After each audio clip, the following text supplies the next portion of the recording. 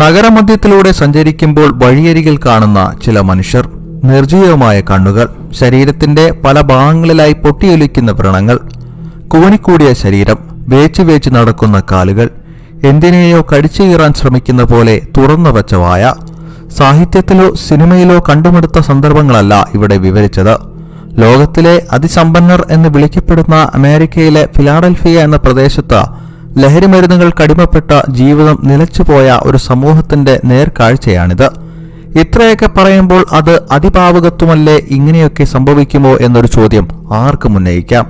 എന്നാൽ ഇന്നോ ഇന്നലെയോ അല്ല, വർഷങ്ങളായി ഇതുപോലെ പലരും ലോകത്തിലെ പലയിടങ്ങളിലും സ്വൈര ജീവിതത്തിൽ നിന്നും വേർപെട്ട മറ്റൊരു നരകത്തിലേക്ക് തള്ളിവിടപ്പെടുന്നുണ്ട്. വിദേശ രാജ്യങ്ങളിൽ കാണുന്ന ഇത്തരം മനുഷ്യർ ഉപയോഗിക്കുന്ന ലഹരി എന്നത് മദ്യവും പുകവലിയും കഞ്ചാവും ഒന്നുമല്ല. അതിലും തീവ്രത കൂടിയ മരുന്നുകൾ. മനുഷ്യന്റെ ഞരമ്പുകൾ ദിവസങ്ങളോളം മരവിപ്പിച്ച് കിടക്കാൻ പാകത്തിലാക്കുന്ന ഇവയ്ക്ക് സോംബി ഡ്രഗ്സ് എന്നാണ് അവർ വിളിക്കുന്ന പേര്. ഈ പേര് കേട്ടപ്പോൾ നിങ്ങൾക്ക് ഓർമ്മ വന്നിട്ടുണ്ടാവുക ഹോളിവുഡ് സിനിമകൾ നമുക്ക് കാട്ടിത്തന്ന സോംബി എന്ന വിഭാഗത്തെയായിരിക്കും.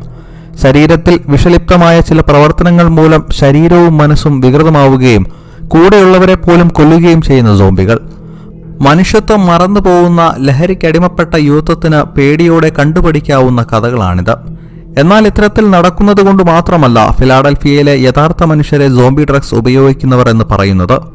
വളരെ ചെറിയ പ്രായത്തിൽ, ഒരുപക്ഷെ സ്കൂൾ വിദ്യാഭ്യാസ കാലഘട്ടത്തിൽ തന്നെ ജീവിതം ആസ്വദിക്കാൻ ഏകമാർഗം ലഹരി ഉപയോഗമാണെന്ന തെറ്റിദ്ധാരണ കൊണ്ട് മാത്രം അതിലേക്ക് ആകർഷകരാകുന്ന കുട്ടികൾ. അവരുടെ കയ്യിൽ ഇതിന്റെ വിൽപ്പന കൊണ്ട് വന്നു ചേരുന്ന പണം, ദിവസങ്ങളോളം ഭക്ഷണവും വെള്ളവും കുടിക്കാതെ, ചുറ്റുമുള്ളതൊന്നും ബാധിക്കാതെ ഏതോ മായിക ലോകത്തിൽ വ്യാപരിക്കാനുള്ള വ്യഗ്രത എന്നിവ അവരെ കൊണ്ട് ചെന്നെത്തിക്കുന്നത് നരകതുല്യമായ വേദനയോട് കൂടിയ മരണത്തിലേക്കാണ്. അവർ അത് മനസ്സിലാക്കുന്നില്ല എന്നതാണ് ഏവരെയും ദുഃഖിപ്പിക്കുന്നത്. നമ്മുടെ നാട്ടിൽ സ്റ്റാമ്പ് എം എന്നൊക്കെ ചുരുക്കി വിളിക്കുന്നത് പോലെ അമേരിക്കയിൽ ട്രാങ്ക് എന്നറിയപ്പെടുന്ന സൈലൈസൈൻ ആണ് പ്രധാന ലഹരി. ഇത് മൃഗങ്ങൾക്ക് നൽകുന്ന ഒരുതരം വേദന സംഹാരിയാണ്. കറുപ്പെന്ന് വിളിക്കപ്പെടുന്ന ഓപ്പിയം ചേർത്ത് നിർമ്മിക്കുന്ന ഇവയ്ക്ക് അതിതീവ്രമായ രീതിയിൽ ശരീരത്തെ നിർജീവമാക്കാൻ കഴിയും. എന്തുകൊണ്ടാണ് യുവാക്കൾ ഇതിന്റെ ഉപയോഗത്തിൽ ഇത്രത്തോളം നശിക്കുന്നത് എന്നതിന്റെ ഒന്നാമത്തെ കാരണം ഇതിന്റെ ലഭ്യത തന്നെയാണ്. മൃഗങ്ങൾക്ക് നൽകുന്ന മരുന്നായതിനാൽ വളരെ കുറഞ്ഞ വിലയിൽ മെഡിക്കൽ ഷോപ്പുകളിൽ ഇവ ലഭ്യമാണ്. ഒരു നേരത്തെ ഉപയോഗം നൽകുന്ന തുടർച്ചയായ ദിവസങ്ങളിലെ പ്രഹരശേഷിയാണ് മറ്റൊരു കാരണം. എന്നാൽ സ്ഥിരമായി ശരീരത്തിൽ കുത്തിവെക്കപ്പെടുമ്പോൾ രക്തവും ശരീരകോശങ്ങളും നശിച്ചുകൊണ്ടിരിക്കുന്നു. ദേഹത്ത് പലയിടത്തും ചെറിയ മുറിവുകൾ രൂപപ്പെടുകയും അവയൊന്നും ഒരിക്കലും ഉണങ്ങാത്ത വ്രണങ്ങളായി മാറുകയും ചെയ്യുന്നു. കഠിനമായ വേദന വരുമ്പോൾ വീണ്ടും ലഹരിയിൽ അഭയം തേടുമെങ്കിലും ആ വ്രണങ്ങൾ വരുന്ന ഭാഗങ്ങൾ മുറിച്ചു മാറ്റേണ്ട സാഹചര്യത്തിലേക്ക് അത് നയിക്കുന്നു.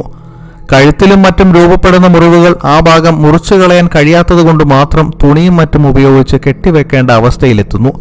മാത്രമല്ല, ഹൃദയം, വൃക്ക തുടങ്ങി ശരീരത്തിലെ പ്രധാന അവയവങ്ങൾ ഒന്നൊന്നായി പ്രവർത്തനം നിലച്ച പതിയെ മരണത്തിലേക്ക് നയിക്കപ്പെടുന്നു.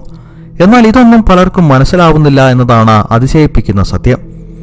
ഇത്തരം ലഹരി ഉപയോഗിക്കുന്ന ചിലരോട് ചോദിക്കുമ്പോൾ എനിക്കിപ്പോൾ 40 വയസ്സായി, എന്റെ കൂട്ടുകാർ 30 വയസ്സെത്തും മുൻപ് മരിച്ചുപോയി, ഞാൻ ചില അസുഖങ്ങളോടെ ഇന്നും ജീവിക്കുന്നുവെന്ന അഭിമാനത്തോടെ അവർ പറയുന്ന ദയനീയമായ കാഴ്ച നമുക്ക് കാണേണ്ടി വരുന്നു.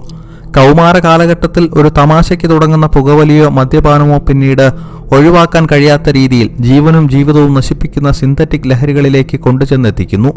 തീർച്ചയായും സ്കൂൾ വിദ്യാഭ്യാസ കാലത്ത് ലഭിക്കേണ്ട ബോധവൽക്കരണം അനിവാര്യമാണ്.